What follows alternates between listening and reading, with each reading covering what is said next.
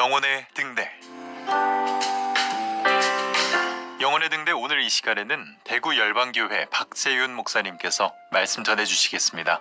은혜의 시간 되시기 바랍니다. 갈라디아 6장 7절은 사람이 무엇으로 심든지 그대로 거두리라 라고 말씀하십니다. 농부도 콩을 심으면 콩을 거두고 팥을 심으면 팥을 거둔다는 것을 잘 알고 있습니다. 영적 세계도 마찬가지로 내가 심은 것을 그대로 거둡니다.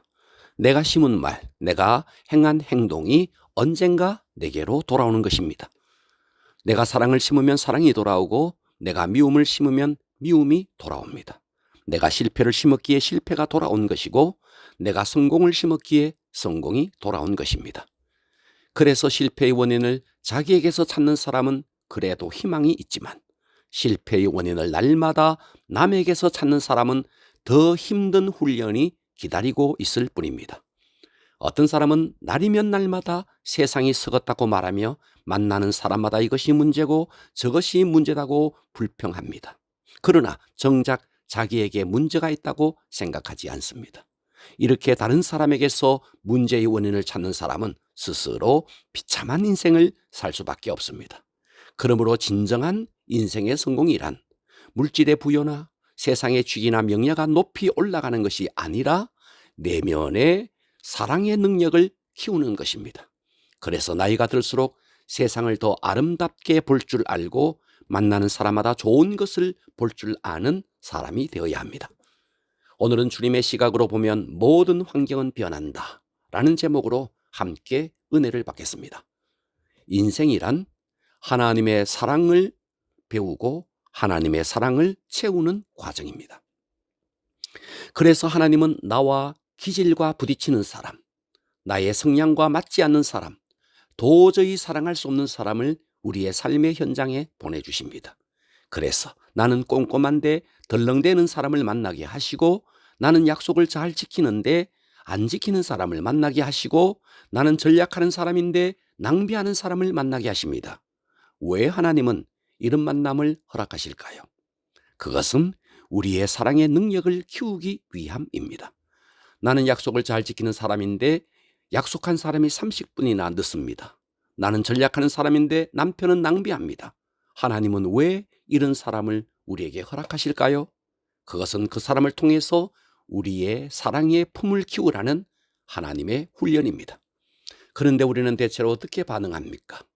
그 사람을 내가 기대하는 사람으로 만들려고 잔소리하면서 고치려다 스스로 고통을 겪다가 결국 관계만 어려워집니다. 아니면 뭐 이런 사람이 있나 하면서 관계를 끝내기도 합니다. 둘 다 바람직하지 않습니다. 첫째는 본인이 너무 속상해하고 관계가 나빠지니 바람직하지 않고 둘째는 아예 관계가 끝나버리니 바람직하지 않습니다. 그러면 어떻게 해야 할까요? 내 안에 사랑의 품을 키워야 합니다. 그 사람이 덜렁거릴지라도, 그 사람이 약속을 잘 지키지 않을지라도, 그 사람이 물질을 낭비할지라도 귀하게 여겨주고 품을 수 있는 사랑의 품을 키워야 합니다. 잘 생각해 보십시오. 주님은 원수까지 사랑하라고 하셨는데 그 덜렁거리는 것 좀 품지 못합니까? 주님은 원수까지 사랑하라 하셨는데 그 약속 시간 좀 지키지 못하는 사람을 사랑하지 못합니까? 주님은 원수까지 사랑하라고 하셨는데 그 낭비하는 것 좀 품지 못합니까? 내가 꼼꼼한 것은 내 성향이고 그 사람이 덜렁대는 것은 그 사람의 성향일 뿐입니다. 내가 약속 시간을 잘 지키는 것은 내 성향이고 그 사람이 약속 시간을 잘 지키지 못하는 것은 그 사람의 성향입니다. 전략하는 것이 내 성향이라면 낭비하는 것은 그 사람의 성향입니다. 그런데 우리는 품지 못하고 상대를 고치려 하니 관계는 더욱 어려워지는 것입니다. 그러므로 믿으십시오. 우리가 사랑의 품을 키우면 감당하지 못할 사람은 없습니다. 하나님은 우리의 연약함을 아시고 사랑할 만한, 품을 만한 사람을 우리에게 보내주십니다. 예를 들어 엄마가 처음 아기를 낳았을 때 덩치가 큰 청년의 모습으로 태어나서 어머니 반가워요 하면 젊은 엄마들은 징그러워서 기절할 것입니다. 그런데 젊은 엄마가 감당할 만한 조그마한 아기로 태어납니다. 그 아기는 하품을 해도 귀엽고 트름을 하는 것도 귀엽습니다. 그러다 유치원을 가면 유치원 아이들이 다 내 아이 같고, 초등학교 가면 초등학생들이 다 내 아이 같고, 중학교 가면 중학생들이 다 내 아이 같고, 그러다 군대 가면 군인들이 다 내 아들 같습니다. 아기가 처음 태어났을 때는 군인 같은 모습으로 태어났다면 감당이 되지 않지만, 태어났을 때는 아기로 태어났다가 점점 자라면서 내 사랑의 품도 커지니 군인인 아들이 감당이 되는 것입니다. 이렇게 하나님은 나에게 감당할 만한 사람을 보내주십니다. 그러므로 내가 겪고 있는 인간관계의 어려움은 다 내가 감당할 만한 것이라는 것을 믿어야 합니다. 성경은 복음을 전할 때도 예루살렘에서 유대와 사마리아 땅 끝까지 이렇게 가까운 데서 시작해서 점점 영역이 확장됩니다. 여기서 중요한 사랑의 원리가 있습니다. 먼저는 가까이 있는 사람입니다. 하나님께서 나에게 허락하신 가까이 있는 사람을 사랑하지 못하고 멀리 있는 사람을 사랑한다는 것은, 이것은 하나님의 사랑의 원리가 아닙니다. 그러므로 내 가족과의 관계, 내가 다니는 직장에서의 인간관계, 그리고 내가 섬기는 교회에서의 교우 관계에 있어서 가까이 있는 사람들을 품고 사랑할 수 있어야 합니다. 어떻게 하면 될까요?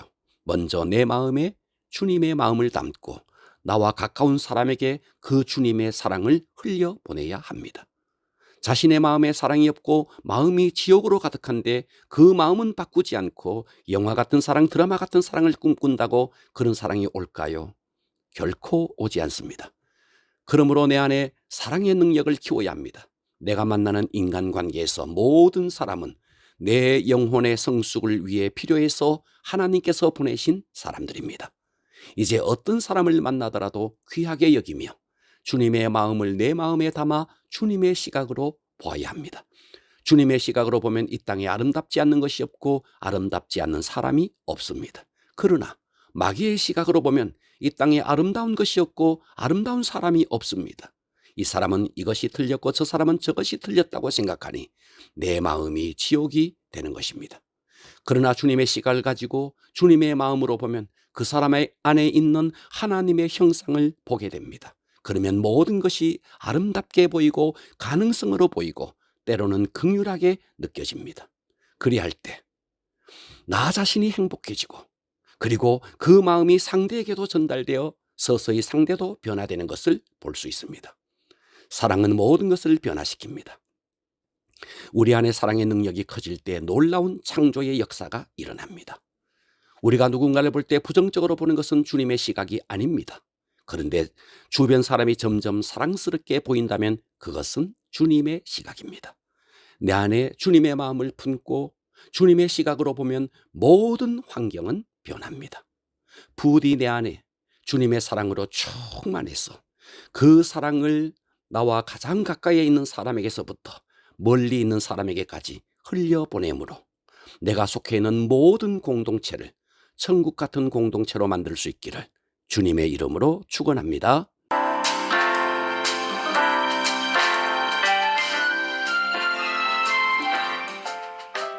영혼의 등대 지금까지 대구시 달서구 월곡로에 위치한 대구 열방교회 박세윤 목사님의 말씀으로 함께 하셨습니다. 이 시간 방송 들으시고 신앙생활에 도움받기 원하시는 분들은 대구 지역번호 053-636-4944번 대구 열방교회로 전화하시기 바랍니다.